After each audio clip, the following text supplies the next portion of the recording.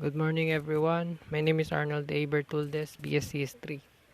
Ang ire-report ko ay ah, itong tatlo. Ang una, discuss and differentiate what is law and what is ethics in information technology. What are the types of law? At ang pangatlo ay discuss the function of the different cybersecurity. Una, discuss and differentiate what is law and ethics in information technology. Law is the application of several areas of the law, contract, intellectual property, and data privacy and protection laws to continuously evaluating computer software, hardware, and network technology. A set of rules of conduct established by government for all members of society to obey and follow. Ang law is a set of rules na ginawa ng government para sundin ng mga tao. Dahil kapag hindi nila ito sinunod ay may penalties o kapurasahan. Ethics naman is the study of ethical issues arising out of the use and development of electronic technologies. Its goal is to identify and formulate answers to questions about the moral basis of individual responsibilities and action, as well as the moral underpinning of public policy. Example, yung do shall not. Individual responsibilities and action. Ito yung example, yung 10 Commandments of Cyber Ethics na tinuro na ito nung first year. Yung, do shall not use a computer to harm other people. You should not interfere with other people's computer work. You should not snoop around in the other people's computer files. You should not use a computer to steal. You should not use a computer to bear false witness. You should not copy or proprietary software for which you have not paid. Yung paggamit mo ng app na dapat ay binabayaran ito, pero na-download mo ito at nagamit mo ito ng hindi bumabayad. You should not use other people computer resources without authorization. At ito, yung hindi pagpapaalam para gamitin ng isang PC ng isang tao. You should not appropriate other people intellectual output. You should not think about the social consequence of the program you're writing or the system you are designing. You shall always use a computer ways that ensure consideration and respect for your fellow. Yan ang 10 commandments of cyber ethics. Pangalawa, what are the type of laws? Maraming laws tulad ng public and private law, civil law and criminal law, substantive and procedural law, municipal and internal law, written and unwritten law, common law and equity cybercrime law. Pero meron akong tatlong law dito na napili. Una ay ang criminal law to protect people from deliberate or reckless harm, laws directly written to limit people behavior to keep society orderly and safe. Civil law to find remedies when two people come into conflict when there is no law broken. Pangatlo, public law to guide people's action in order to be fair and equitable to everyone, such as constitutional law, administrative law, and statutory law. Pangatlo, ang discuss the function of the different cybersecurity in our country. Different cybersecurity in our country. Una ay ang cybercrime prevention, which is address crime committed again through computer. Lahat ng nangyayari tulad ng mga pagsasabi ng masama o pagpo-post ng masama through internet ay pwede mo itong kasuhan or tulad ng mga scam. Pangalawa, Supreme Court of Cybercrime Warrant will use cyber warrant that also include form or 4 type of warrants. warrant to disclose computer data, warrants to intercept computer data, warrant to search, size, and examine computer data. Mm. Pangatlo ay ang ano bang pangatlo? Electronic Commerce Act 2000. On 14th June 2000, President Joseph E. Estrada signed into law uh, Act providing for the recognition and use of electronic commercials and non-commercial transaction penalties for unlawful and therefore other purpose, also known as the Electronic Commerce Act. Pangapat, Access Device Regulation 1998, an act regulating the issuance and use of access device prohibiting fraudulent act committed relative to providing penalties and for other purpose. Panglima, what is the purpose of the Data Privacy Act 2012? Protect the fundamental human right of privacy of communication while ensuring free flows of information to promote innovation and growth. Yeah, yun lamang po. Good morning to all of you. My name is Ryan P. Bendio from CS3. Ang topic ko ay what is access control? Access control is a fundamental component of data security that dictates who's allowed to access and use company information and resources. Throughout authentication and authorization, access control policies make sure users are what they say they are, and that they have appropriate access to company data. Access control can also be applied to limit physical access campuses, buildings, rooms, and data centers. How does access control works? Access control identifies user by verifying various login credentials, which can include username and passwords, pins, biometric scans, and security tokens. Many access control systems also include multi-factor authentication, method that requires multiple authentication method to verify a user's identity. Once a user is authenticated, access control then authorizes the appropriate level of access and allowed actions associated with the user's credentials and IP address. Four main types of access control: discretionary access control, mandatory access control, role-based access control, attribute-based access control. First is discretionary access control, DAC.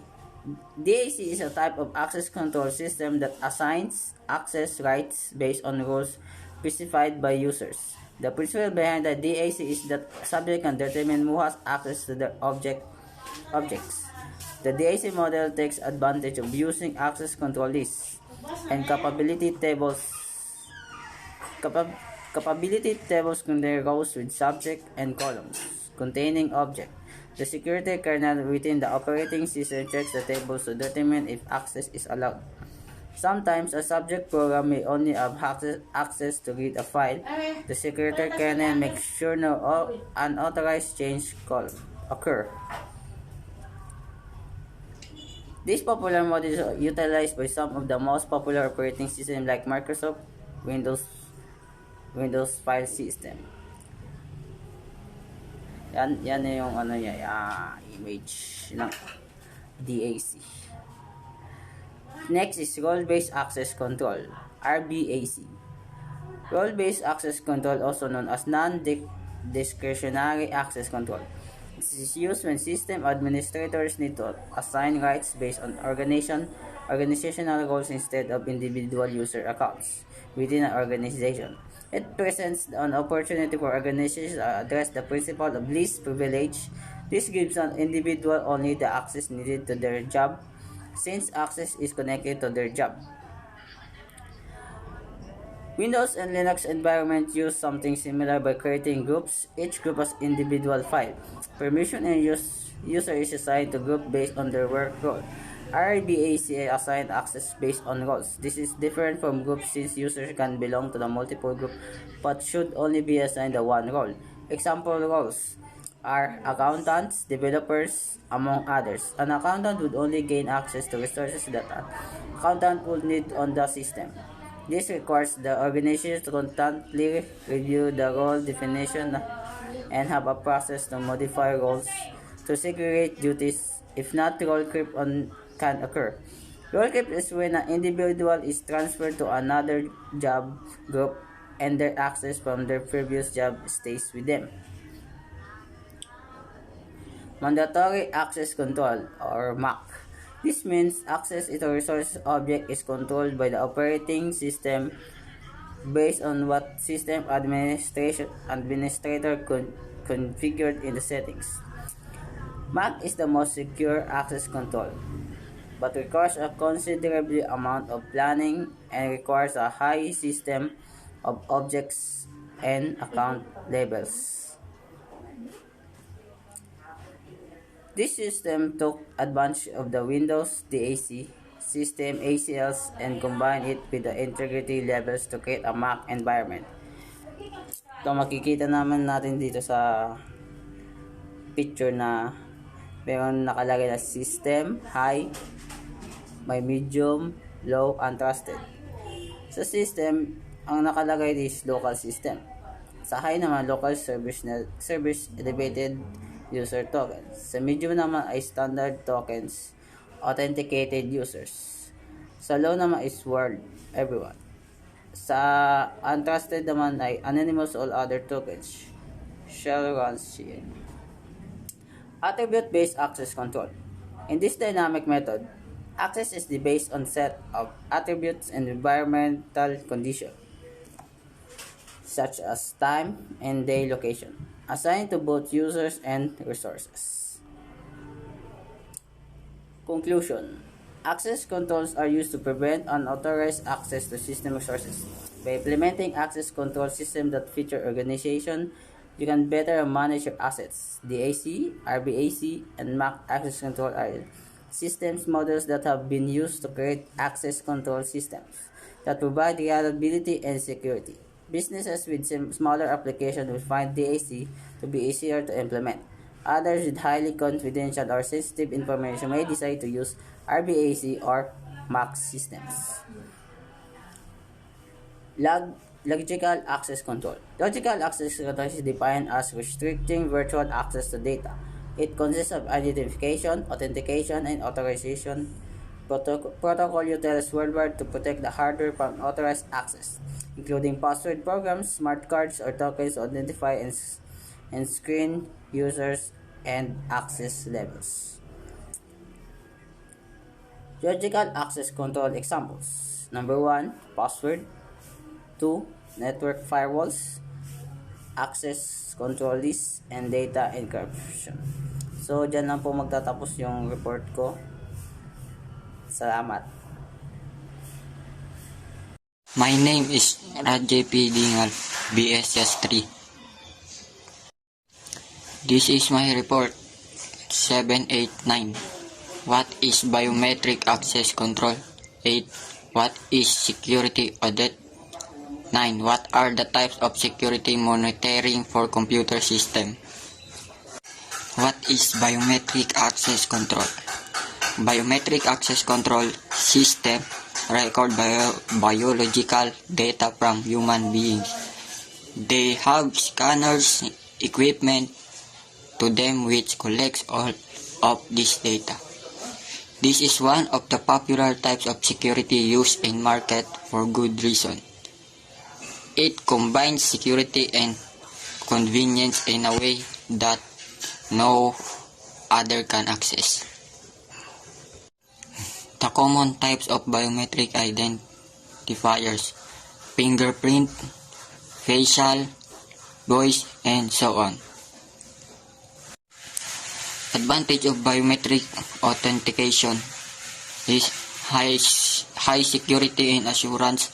Biometric identification provides the answer to something a person has and is and help verify and identify.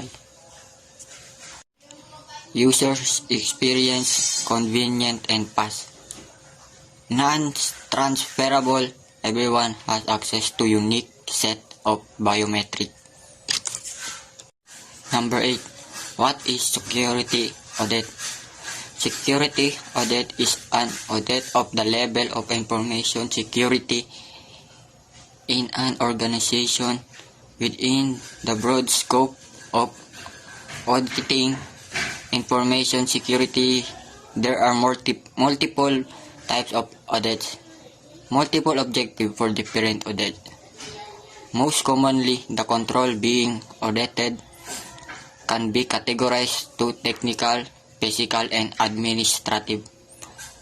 Auditing information security covers topics from auditing the physical security of data center to auditing the logical security of database, and highlights key components to look for and different method for auditing these areas. When centered of the information technology IT aspect of information security, it can be seen as a part of information technology audit. It is often then referred to as an information technology security audit or computer security audit. However, information security encompasses much more than IT. The security audit benefits: verify that your current security strategy is adequate or not. Check that your security training efforts are working. Uncover any extraneous hardware and software. Reduce costs by nixing the use of unnecessary resources. Uncover the flow introduction by new technology or processes. Prove the organization is compliant with regulation. Number 9. What are the types of security monitoring for computer systems? Popular network and IT infrastructure monitoring tools include security incident and event management system or SIM,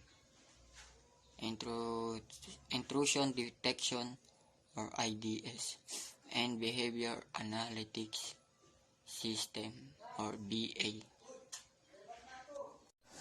Sometimes referred to as security information monitoring or SIM, or security event monitoring or SEM, involves collecting and analyzing information to detect suspicious behavior or unauthorized system.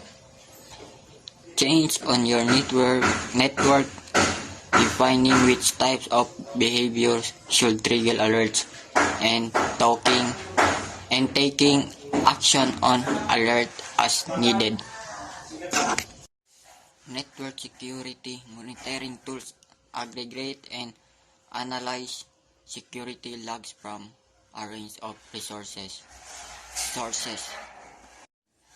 Endpoint security technologies provide security visibility at host level, empowering cybersecurity teams to detect threat earlier in the kill chain. Popular endpoint security monitoring tools include endpoint detection and response or EDR and endpoint protection platforms or EPP. That's all, ma'am. Thank you and keep safe.